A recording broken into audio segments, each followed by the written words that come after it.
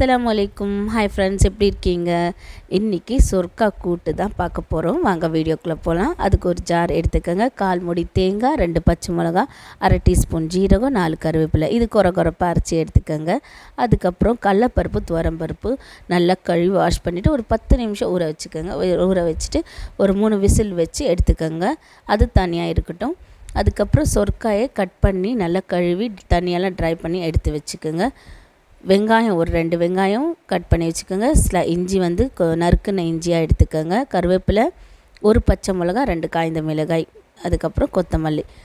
கடாய் எடுத்துருக்கு. ஒரு கடாயில் ஒரு 2 டேபிள் ஸ்பூன் ஆயில் ஆட் பண்ணிக்கோங்க. 1 டீஸ்பூன் கடுகு ஆட் பண்ணிக்கலாம். கடுகு பொரிஞ்சதே நம்ம வெங்காயம், காய்ந்த மிளகாய், பச்சை மிளகாய் எல்லாமே கருவேப்பிலெல்லாம் சேர்த்துக்கலாம். ஜீரகம் வந்து நம்ம தேங்காயில் கூட அரைச்சிருக்கோம். அதனால் தாளிப்பில் வந்து 1/4 டீஸ்பூனோட கம்மியாக ஆட் பண்ணிக்கோங்க, கரெக்டாக இருக்கும். இஞ்சி வந்து ஒரு துண்டு இஞ்சி எடுத்து நறுக்கி ஆட் பண்ணியிருக்கேன். எல்லாம் மிக்ஸ் பண்ணிவிட்டு இதில் கொஞ்சம் கொத்தமல்லி ஆட் பண்ணிக்கோங்க. ஏன்னா நம்ம லாஸ்ட்டில் ஆட் பண்ணுவோம். இருந்தாலும் தாளிக்கும் போது கொத்தமல்லி ஆட் பண்ணால் அந்த ஃப்ளேவர் சூப்பராக இருக்கும். உப்பு ஆட் பண்ணிவிட்டு நல்லா மிக்ஸ் பண்ணிக்கோங்க. நல்லா வதங்கட்டும் வெங்காயம். துவரம்பருப்பும் கடலப்பருப்பும் வச்சுருந்தோம். நான் 3லேருந்து 4 விசில் வச்சு நல்லா வேக வச்சு எடுத்தாச்சு. நல்லா வேக வச்சா இது வந்து டேஸ்ட்டு நல்லாயிருக்கும். வெங்காயமும் வதங்கிடுச்சு. இப்போ நம்ம சொரக்காயை சேர்த்துடலாம்.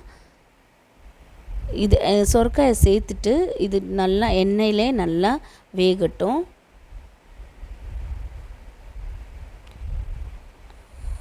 எவ்வளோ தண்ணி விட்டுருக்கு பாருங்கள். நான் தண்ணி ஆட் பண்ணலை. இந்த சொரக்காயில் விட்ட தண்ணி தான் இது அவ்வளவும்.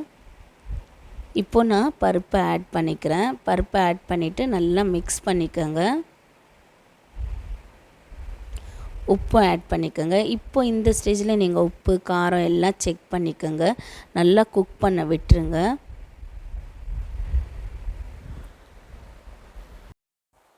சொர்க்கா நல்லா குக் ஆகிடுச்சு. இப்போ வந்து நம்ம தேங்காய், பச்சை மிளகா, ஜீரகம் இருக்குல்ல அரைச்சி வச்சுருந்தோம், அந்த மிக்ஸை ஆட் பண்ணிக்கலாம். ஆட் பண்ணிவிட்டு கொஞ்சமாக மஞ்சள் தூளும் கொத்தமல்லியும் ஆட் பண்ணிக்கலாம். மஞ்சள் தூள் நீங்கள் வந்து தாளிக்கும் போது ஆட் பண்ணிக்கலாம். நல்லா மிக்ஸ் பண்ணிக்கோங்க.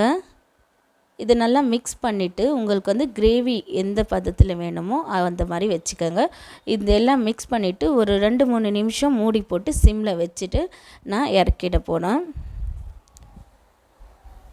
அவ்வளோதான், சொர்க்கா கூட்டு சூப்பராக ரெடி ஆகிடுச்சு.